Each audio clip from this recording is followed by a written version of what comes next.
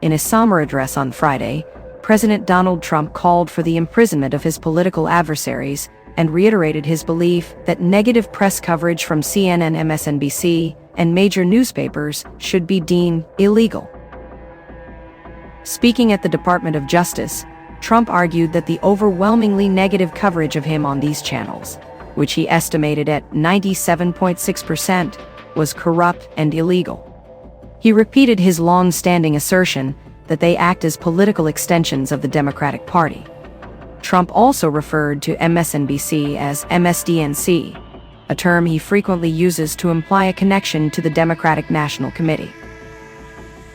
Trump discussed the bad people who had acted against him, promising to restore the scales of justice and stating, "The people who did this to us should go to jail." Although he made similar threats toward political opponents during his campaign, this marked the first time he has done so since assuming office for a second term in January. Trump extended his critique to newspapers, stating, "These newspapers are really no different than highly paid political operatives, and it has to stop, it has to be illegal. It just cannot be legal. I don't believe it's legal." While the First Amendment would seemingly protect these outlets from Trump's proposed actions, the nature and venue of the speech drew attention from media commentators. Nicole Wallace from MSNBC described the speech as brazen, highlighting Trump's goal of replacing the rule of law with Trump's political hit list. During another portion of his hour-long remarks, Trump reiterated his debunked claims that the 2020 election, which he lost to Joe Biden, was rigged. He expressed his intention to expel the rogue forces from our government.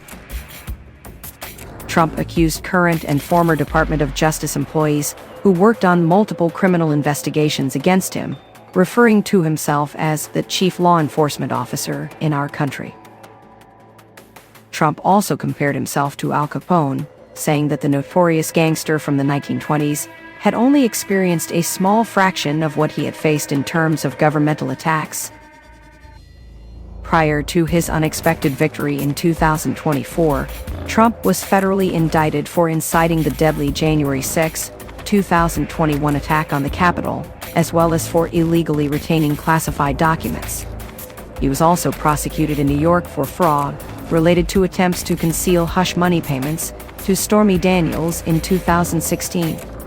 In this case, he was found guilty of 34 counts of falsifying business records in June 2024. Additionally, he was sued for defamation and found liable for sexual battery.